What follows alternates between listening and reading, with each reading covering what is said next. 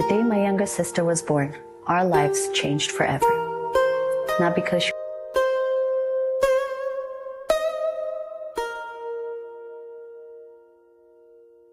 was born with Down syndrome, but because my family was suddenly faced with a question no parent is ever truly prepared to answer. How do you help a child reach her fullest potential in a world that wasn't really built with her in mind? My parents, and especially my mother, devoted her life to finding that answer. She became far more than Milka's mama. She became her fiercest advocate, refusing to let a diagnosis define her daughter's future. When I turned 20 years old, I lost my mother to breast cancer. And in that moment, the question she had spent years answering became mine, as the only woman my sister now looked to for guidance, encouragement, and reassurance. I wasn't only grieving the loss of my mother. I was discovering the woman I now needed to become for Milka. We had just begun building a new life in the United States. While I was searching for direction, I discovered Montessori education. Its philosophy begins with one profound belief: that every child is not an empty vessel waiting to be filled, but a unique individual already capable, whose abilities unfold when we prepare the right environment. For the first time, I stopped asking what my sister could not do. Instead, I began asking what she needed from her environment in order to succeed. I brought Montessori materials home and began working alongside Milka. And I watched her become more confident, more independent, more willing to try, more capable than what so many of us had ever imagined. That experience transformed not only the way I saw my sister, it deepened my respect for her and every other single child. Just as we don't expect someone who uses a wheelchair to reach the top of a building by climbing the stairs, in the same way, we shouldn't expect each child to learn the same way, because equal opportunity sometimes requires a different pathway. I wanted to understand not only what was helping her, but why. So I returned to university to study neuroscience, determined to better understand how the brain develops, how children learn, and how thoughtfully prepared environments can unlock a child's potential. Studying neuroscience confirmed the science principles behind the Montessori pedagogy. But I also realized that even the most effective educational approach means very little if a child is not given an opportunity to benefit from it. Around the world, millions of children with disabilities face barriers to education and inclusion because of stigma and deeply rooted cultural beliefs. And many African communities, including my own, continue to keep far too many children hidden. But I learned something through my sister. The world does not become more inclusive by hiding differences. It becomes more compassionate when we choose to understand them, embrace them, and allow them to be seen. That belief became the foundation of Designing for Diversity.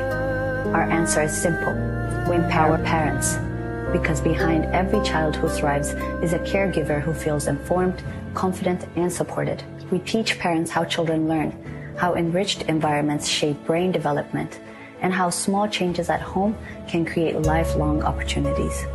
Through our Milka's Montessori Box initiative, we provide individualized Montessori learning materials.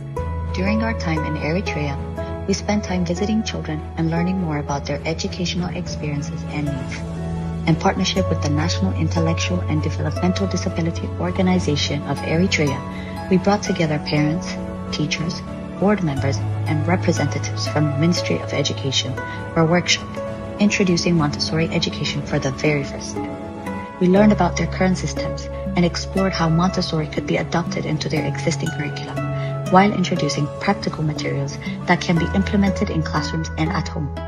We even explored a potential partnership to support the development of a future skills training center for individuals to build practical skills for adulthood. We also worked with the Ministry of Communication and National Television to bring this conversation to a wider audience and shift the focus towards the potential of these children, their participation, and their place within society.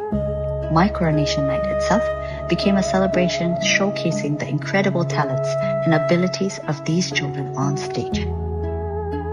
I have also had the privilege of speaking at an Ivy League university and at the United Nations Human Rights Summit, advocating for disability inclusion and children's rights as an essential pathway to a lasting world peace.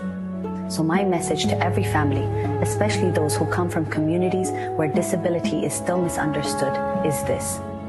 Open your doors, do not hide your child. Let the world see. They are not burdens to carry. They are gifts entrusted to us, and gifts are meant to be shared.